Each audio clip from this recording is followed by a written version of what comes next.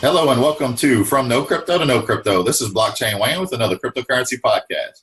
Today's episode is brought to us by Concierge Club, mobile private key wallet, and point of sale solution, helping to make crypto safe, easy, and overall process more efficient while costing less, helping to take cryptocurrency and blockchain mainstream. All right, today we have another podcast interview. Today we're joined by Mr. Calvin Tran. Now, Calvin is the executive producer and director of a series called Rizqi Presents Blockchain. Now, ironically, when I connected with these guys and we talked about doing a podcast, I was already into episode 3, always looking for more information.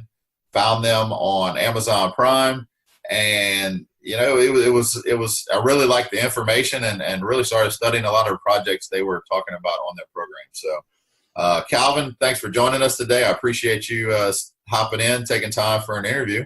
Of course, thanks, Wayne. I'm glad that we caught you in the middle of the show too. That's exciting. Yeah, cool. Yeah, it was actually, I screenshotted it when you guys sent it to me. I was on episode 3. Finished it since then, so looking forward to more. But let's start with you, Calvin. So tell me a little bit. I always like to, my focus on this podcast is always about education. The only way we're going to get to where we need to go in this space is education. And so I look for those projects that really talk, are really on education. So absolutely. You guys reached out to me. I was like, absolutely. We need to talk. We need to collaborate, do whatever we got to do. I'm always looking to do that. But so tell me about your background. How did you get into the blockchain and cryptocurrency space, and what have you done? Yeah. So I first got in back in like 2013. I was back in high school. I was just coming out of that whole, Ron Paul 2012 kind of like, energy. There's a whole like libertarian movement that I was lumped into, and I guess I was more active in it than I come off.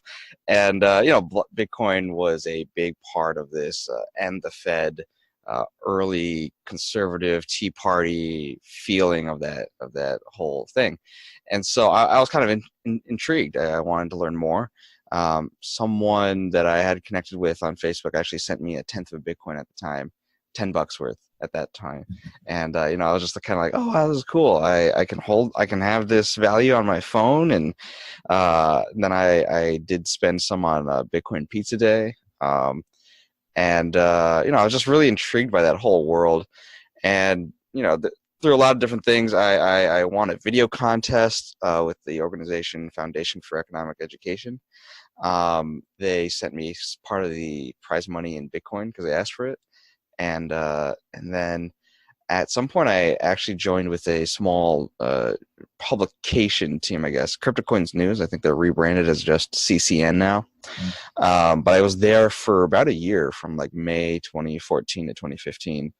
And, I was just reading into the whole space. That was an exciting time for the whole industry. I mean, we were just coming out of Mt. Gox. We were coming out of, Charlie Shrem, Ross Ulbricht, all these different things that were going on. I actually, but in the middle of that time, in August, I moved to New York to start school. And that was during the Ross Ulbricht trials. So I actually covered that a little bit. So like being a part of that whole space then was exciting in its own right. But then I kind of had to step out of that space because of college. But when I came back in my senior year, just kind of like dipping right back into it, the whole world looked entirely different. I mean, like, yeah, I mean, the Ethers ICO was in the spring of 2015. So I was, I left right as this whole revolution of, tech startups and ERC 20 tokens were just about to launch. So when I came back, I had to basically reteach myself all this kind of stuff. I mean, I was really excited to just like grasp the whole industry again. And I had done a documentary series back in 2015. It was called People in Bitcoin. I was basically working with the Bitcoin Center in New York to cover their events, but also use that to my advantage for getting closer and interviewing people in that space. So I talked with people like Averacoin and Faresh to Faro and all these kind of people, even Jose Polieri, and so I was just putting together that, and that was a cool early day like profile of the space. But then getting back into it, I was like, wow, this is totally different in terms of it's not just cryptocurrency. It's utilizing blockchain technology on a bigger level than I had ever imagined. And then each episode, what we wanted to do was look into how entrepreneurs and like really serious thought leaders are taking the mantle and creating solutions. I mean, it's one thing like, politicians creating solutions. It's another thing when like individuals are putting their time, money, reputations on the line to create something very new, very radical, and something that would shift entire industries. So we came back into it. I wrote up the treatment. I produced the pilot as my senior thesis documentary, and then just from there we were able to shop it around, got it to CoinDesk through a producer that was working there at the time, and they loved the idea. They funded half the project and we raised the rest, and then produced the first season on a fairly low budget, but regardless we were able to deliver on something. And we're very tech startup minded ourselves. In fact, all of our producers are either founders or involved very closely with the tech space. So we wanted to approach this as kind of like an MVP, a minimally viable product, and see what can work from here, and really learn with what the market gives us.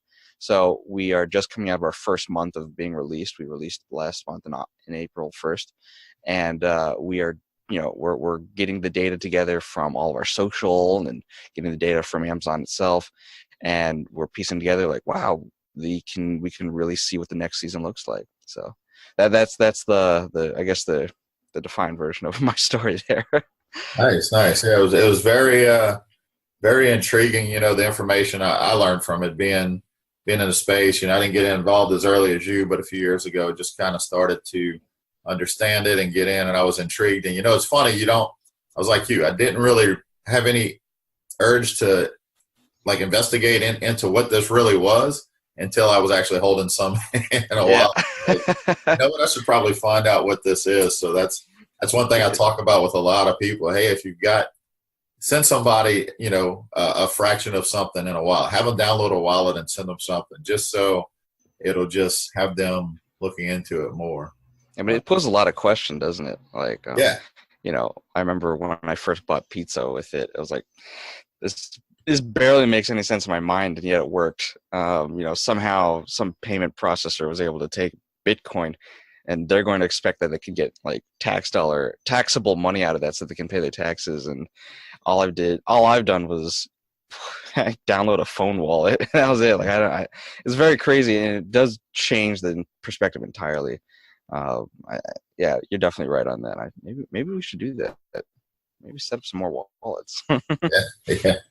Yeah. Just get out there, get people to start downloading wallets. I ran a little project at work. I have quite a few employees, and we have like a little incentive program. And it used to be, we joked around one day, we started printing paper bills just as a joke, because it's worth, we joked about, it's not worth any more than the dollars in your pocket. Yeah. I wish they could exchange for snacks or different things just to make it fun. And I eventually migrated over, and I had everybody download the Waves wallet and created a Waves token. So now instead of exchanging paper bills, we're exchanging crypto back and forth. Oh, that's awesome, actually. It's got a utility. It doesn't have any real world value, but it's got utility. Well, there are a lot of really great, internal programs like that. There was an early social media platform called Bitlanders. I don't know if you heard of that one, but basically, they as a platform, they got ad revenue from companies, and they would share that with the users through a reward system that originally was actually based on Bitcoin. Now they've turned it into just a token, but back then, because a lot of their users were women in the Middle East and other just like it's in places that didn't have the same kind of cultural infrastructure that we do in terms of like the technology of like social media and whatnot. So it was a very early social media platform for them. And then two was for women who were generally disenfranchised in these different parts of the world. And so one thing that they could do to get money to them, because they wanted to base this on sharing revenue, was Bitcoin. They couldn't more easily get money to people otherwise. So it was a really interesting reward program back in the day. I wonder what they're up to these days, actually. Nice. Yeah. I'm going to write that down. I hadn't heard of them. I've been testing a lot of the different social media platforms over the years, Steam It, of course. I'm sure you're familiar with Steam It. and DTube, BitTube. Mhm. There's a bunch of different ones. I actually promote this podcast on, I don't know if you ever heard of dsound.audio. No, no. dsound.audio is the website. It's built on the Steam Mm. platform, but it's just a decentralized audio platform for, content creators, whether it's podcasts like I do, or like a lot of people sell their music on there. Nice. There's also Blockstack has their Yeah. podcast thing too, and there's also D Live. It's a new live Yeah. streaming service. I Mhm. mean, it's an incredible space. It's an incredible Yeah. space. Yeah, I tell you. So I want to talk about that. So Blockstack, I went down that rabbit hole after seeing that episode, and I was like, Blockstack. I hadn't heard of them. Mm. Wanted to really see what that project was. I mean, what can you tell me about that project? Because I know I was intrigued with it. I mean, they're basically trying to decentralize the internet because the internet, we think of it as decentralized in some sense, and that's true, but we do go through structurally, infrastructure-wise, we go through central points of failure. We go through a domain name service that technically, like, while they do place the server identities on different computers, technically speaking, you still have to go through it. And if it were to be compromised, then the whole internet would be compromised in a major sense. And on top of that, they are secured by, or they're certified by a certificate of authority. They're some kind of, like ICANN or something like that, where they say like, oh yes, this is the correct server identity. That too is a central authority. And so there's a big incentive for hackers to try and, defeat ICANN or all those other CAs. So both of those provide two serious points where in the infrastructure of our internet, we go through these choke points that are dangerous to us. I mean, every day we see things like, Facebook has so many million users' identity hacked or just misplaced. I mean, like it's down to like the failure of some employees. And then, of course, we had, people's credit scores and whatnot hacked. And then Target loses your credit card data. And, every kind of central point of failure in that sense, where even though we have a decentralized economy, there are still these kind of, they're holding a lot of data on central servers. So Blockstack looked at that and they released a white paper that was so intriguing to me. And I met those guys back in like 2016, and their project has changed in some ways, but in the same like white paper sense, they are based on the idea of placing the server identity is going to be tied to the Bitcoin blockchain so that it's not tamperable. Okay. Nice. The only way that you tamper it is if you had the private keys to tamper it, and so that means it's secured by individuals themselves. Two, that allows you to point computers that try to get to your server, your data, your photos that you want to show them. You can use the blockchain to point them to the server that you want to point to, not just everyone's going to go to some Palo Alto, Silicon Valley server. People can go to the server that you actually put up onto the internet. So that way you can maintain your data. You can maintain every bit about your data. And then it's secured by the blockchain so people can still find you. It's an incredible idea because suddenly the whole cloud computing era of, going to these giant central tech companies becomes a lot more optional. There are still a lot of reasons why you'd go to them, user experience. They invest a lot of money into user experience. So that's like, like you as an individual might not be putting up millions of dollars to do that. There are other reasons, but ultimately it makes their situation a lot more optional so that you can provide different uses for the internet. And ultimately it just means that we can choose to actually exit Facebook when they go too far if you don't like what they're doing and, blocking this and that, or, feeling manipulated by their algorithms, or all those kind of things. This is a totally different venture that they're hoping to build like the next wave of the internet. And I believe in that kind of project at the very least. I know Tim Berners-Lee is doing his own kind of thing. Tim Berners-Lee is like one of the founders of the internet, and he's doing his own kind of decentralized internet program as well. But we're going to see what happens. I think this kind of blockchain-based system is the future, regardless. Yeah, absolutely. I got a chance to test out some of Blockstack stuff. I hadn't hadn't done anything with their podcasting yet, but I did upload some photos. Created an account, uploaded some photos just to see how that whole thing works. So Yeah. It's quite incredible.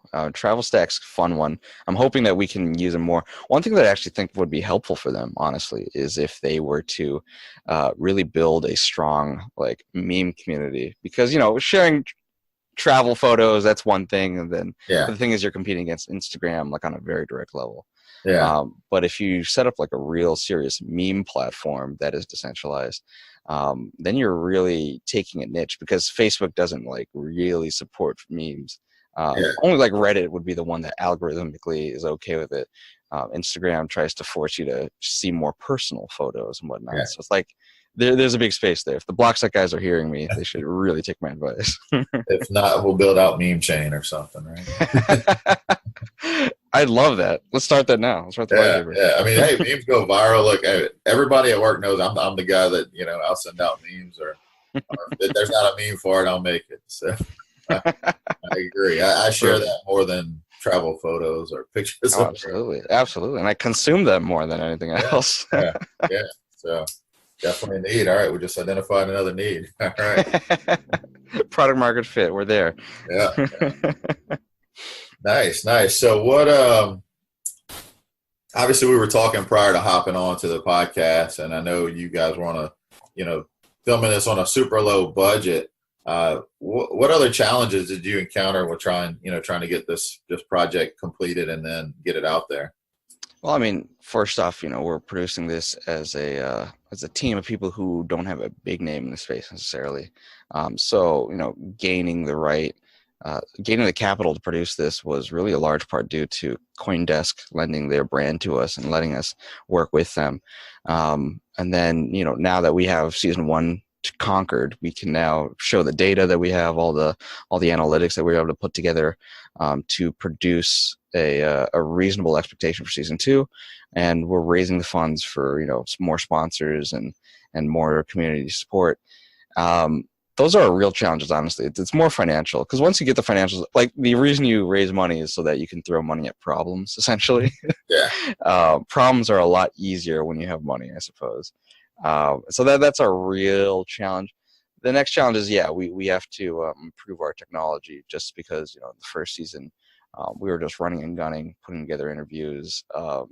We didn't really set up tripods because it was just it was such a hassle, even that, like, oddly enough. So we were just kind of closing in on, just trying to get these shots in. And so, like, we go to the park in episode 4, talking with Santiago Siri, and, the ground is all muddy, and we're just kind of like standing there, trying to keep stable and, get a good view. All those kind of things are something that we're going to definitely tackle in season 2. And then also, we are going to have to do some more voiceover work. We want to make this feel a bit more, Anthony Bourdain, Eddie Huang, Eric Repair. Not too much of a travel show, but they put together a really great narrative by voiceovers and more understanding of the location and feeling like you're there. This one, season 1 is a lot more interview based, and they get through a lot of content. Like, we get a lot of concepts conquered in under 110 minutes. Yeah. But we want to make that 110 minutes just simply more enjoyable. So, making that better next time, having better everything is really the general challenge. Yeah, I guess it's a balance, people that could, may criticize it because it's kind of filmed on the go and kind of, like you said, never set up tripods or anything, but there's a level of realness to it, like, authenticity, I guess you could say. Where it's like when we're going through New York City streets, we're not going to be setting up tripods. We're just walking. Yeah, it's not scripted. There's nothing pre. I'm sure you had some questions, but other than that, it's just kind of, it's more authentic too, and that's kind of what I got from it. That's how I really liked it compared to another one I mentioned that I watched that just seemed like it was just production and scripted and didn't really cover the things that you'd want to see. That was the real purpose of making it. Like, on the background of everything was I worked at Crypto Coins and News, and then I did a little bit at the Bitcoinist.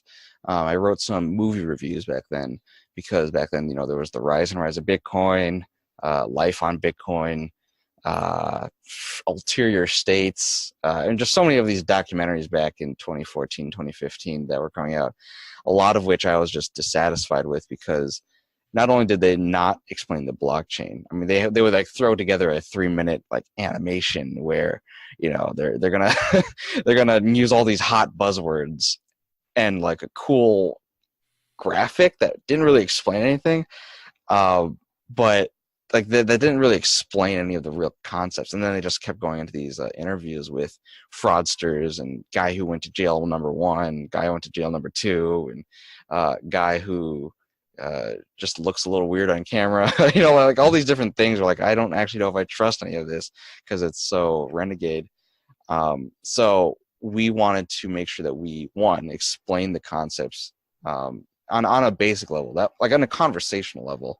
If I were to explain this to my mom or something like that, I'd want to have something that I could pull out. I don't want to have to go through this technical computer jargon. Yeah. So that was like number one. And I think we did that. We absolutely were able to get through it. 6 episodes, like a bunch of concepts. I think the first episode I'm most proud of, honestly, with explaining the blockchain and mining in one episode. I'm very proud of that. Yeah, it's definitely a challenge when you're talking to people. And I always joke with people. I've heard a mentor say this years ago. If you can't explain it to a 5-year-old, you don't really understand it. So absolutely, maybe the whole blockchain community should have had that back then. Yeah. How do you explain blockchain to a 5-year-old? Oh, I don't know. Yeah. Side note, that's one of my projects right now. I've got a couple of children's books that are going to be coming out soon. Oh wow! Yeah, hey. Kind of to explain that and show the need. The first one I wrote, I showed it to my wife, and she was like, "That's still not too." Because I was talking about the Fed and banks, and she's like, "You might want to take a different route." So back to the drawing board and pumped out a couple more. You know. Yeah. Absolutely. So let's look at. So you mentioned there's future episodes coming, next season coming up. Are there any particular projects, without giving away too much, any kind of different aspects, we're going to be things you want to focus on? Yeah, we're going to be talking about more of the, now that we've explained these basic concepts in the industry, now we're going to start diving deeper in the sense that, like, if you were in junior high, you get one lesson from American history. And then in high school, they teach you a bit more complicated understanding of that, story. Maybe it wasn't so clean cut. And so we are kind of doing the same thing. We are diving a little bit deeper where we're looking at the actual conflicts within the industry. That way it's not just, like there is that conflict between small blocks and big blocks, Bitcoin Core, Bitcoin Cash. Yeah. That's a big, that's a difference of understanding of like what Bitcoin is. And so looking at that as a conflict and not something that is settled is one way of explaining the complexity of our industry. So focusing on conflicts is one big angle. We are, however, just sourcing the community for more stories. Honestly, we have our basic treatment set up right now, but we're looking for sponsors and partners that want to be a part of this. 2, entrepreneurs and stories that are leading different parts that maybe we aren't fully looking at yet. So we're sourcing the community. So if anyone actually has any ideas, we would love to hear it. But on top of that, there's also describing more of like how mining works, in the sense like what is proof of stake, proof of work is another one, all these kind of things. But yeah, basically coming down to the complexity of the industry now, and that's the real fun of it, because now we get to look at arguments and conflict and all these kind of fun things. Yeah, that's good. I mean, there's so many projects out there. People don't know where to go. Proof of stake, proof of work. Pre-mined, bind. I mean, there's long blocks, small blocks. There's trade-offs no matter which way you go. So yeah, absolutely. That. Yeah, and then the difference of security. I mean, SegWit is how do you explain SegWit? Well, now you gotta like start talking about that and all that kind of stuff. Yeah. So awesome. I'm definitely looking forward to those episodes. So tell me, where can people find you? First of all, I mentioned one, but where can they find your series right now? So if you're in the U.S., we are on Amazon Prime. So if you have Prime, you can stream us, or if you don't, you can buy the series. However, if you are outside the U.S. or planning to buy the series instead, I'd much more suggest Vimeo. Vimeo is one, our international platform for distribution, and two, we have a deal with our Amazon distributor that I'd rather just go through Vimeo, honestly, Yeah. for distributing on rentals and purchases. So please find us on Amazon Prime if you're on US. Also, it looks great to be on your TV screen streaming like that. Yeah. But if you're not there, then definitely jump us on Vimeo on demand, Rizqi Presents Blockchain, and find us there. Nice. Nice. Oh, also the first episode's free on YouTube. I should mention that. Oh, we nice. put the episode free on YouTube. You can look it up, Rizqi Presents Blockchain. It's under CoinSpice. Those guys are exciting. They're doing some really fun media stuff nowadays. And we're very glad to have them as just like a good way to get people in if they don't have a subscription or whatnot and just want to dip their toes into our show. Nice. All right. So YouTube, that's good to know. Because I talked to a few people like, I don't have Amazon Prime. Like, well, just buy it. It's worth a few dollars for education. It's absolutely. And the big goal here is this. I feel like this show is more like this is for you to share to your uncle who is thinking about tech. I have a this is my girlfriend's uncle has been really excited about the blockchain industry, but he knows very little about it. Like he sunk some money into some mining equipment during the Q4 2017 bubble, and the big rise. And it was like that's maybe not the best time to get in. Then he's into this slight crypto winter.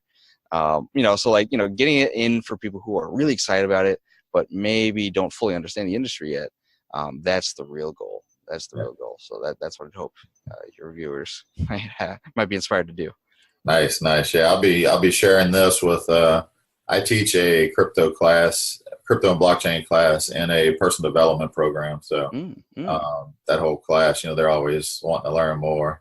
Oh, absolutely. Then we started that class in January for them. So I always encourage people to don't just learn, do. So getting them to download wallets, explore some cryptocurrencies and purchase, just get some. I don't care if it's a few dollars worth, and they're all pretty happy with what they've done so far, as you can imagine.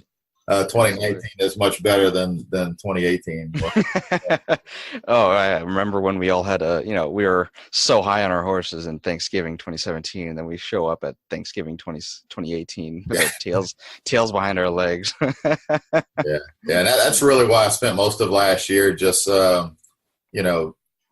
investigating, studying projects, and going to conventions just to get a feel. Like, I knew it wasn't dead. Even though price was going down, it was really just a correction. Now that we look back and really saw all the tech that went in last year, all the infrastructure. Oh, absolutely.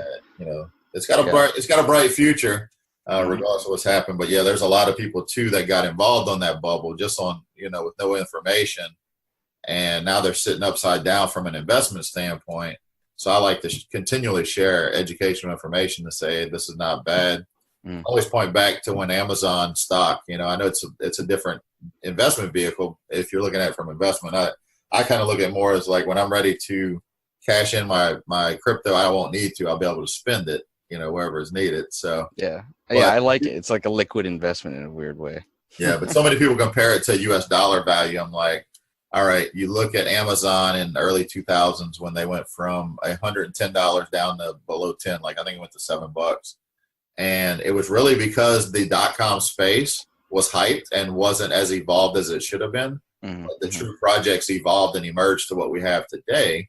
And it's no different than that. In November 2017, December 2017, there were projects that were worth millions that really didn't even have any working products yet. So it was hype, it was spec, they were overvalued, and the correction has washed out, some of that, and we're going to see the real tech start to emerge.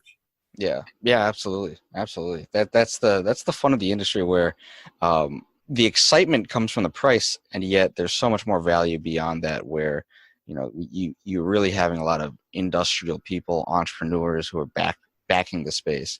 And one thing that I think about, and that was in our episode 3, Ken Nguyen actually compares investment prices of crypto tokens or whatnot to our traditional finance markets like stocks and whatnot. And he says that they're not actually all that different in the sense that, like, it's not like, even though we have a lot of great regulation in general for our securities and our our stock markets and whatnot, there really isn't the same. I mean, there really isn't that much more transparency in that market than there is in the crypto market, in the sense that, like, Tim Cook has his understanding of the Apple sphere, and then so many spheres away from that is us, the normal people. And it's not like that we have all this great knowledge directly from Apple about what's going on there. There is that level of opaqueness. And so we shouldn't hold the traditional finance markets in that much higher of a regard. They are reflective of the same mechanisms that we have in the blockchain space as well. In fact, I think it's quite amazing how fast the corrections in the blockchain space are compared to, like, the traditional markets where bubbles can go on for a lot longer. We have bubbles that last 3 months, so they have bubbles that last years. Yeah, they can prop it up for longer. yeah, and they have a lot better of marketing their fraud out or something like that if they needed to. That kind of scary stuff. Yeah, absolutely. Okay, one last thing, Calvin, before we go. Where can people connect with you outside of that? Where can they connect with your project on social media? Is there anything like that for that? Yeah, so if you're on Facebook, you can find both our projects and our production company. So our project, Rizqi Presents Blockchain, you can find that on Facebook. And then our production company is Nodehouse. It's Nodehaus. HAUS is referring to the Bauhaus art movement. It's a little in German. Also, it makes the logo look pretty balanced. So, Nodehouse. Then they can find us on Twitter. They can find me on Twitter, Calvin. It's Calvin the Bold without any vowels or spaces.